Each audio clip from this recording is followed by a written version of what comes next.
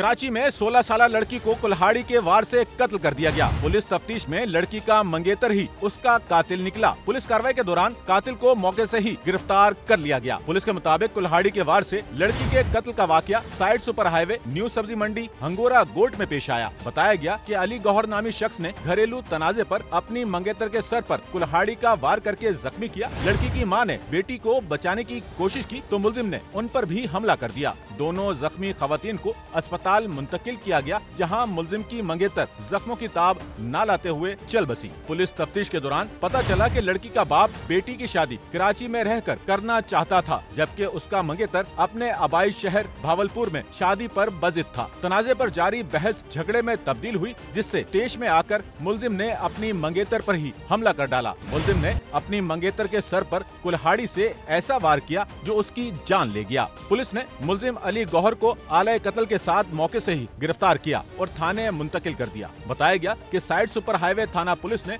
मकतूला के वालिद की मुद्दत में मुकदमा दर्ज करके तफ्तीश का आगाज कर दिया है। कैमरामैन अमीन के साथ Noman Rafiq, SNN Karachi. Sachal news network की वीडियोस में खुशामदीद। नाजरीन, वीडियो से मुतालिक अपनी कीमती राय का इजहार कमेंट बॉक्स में जरूर करें और चैनल को सब्सक्राइब करें।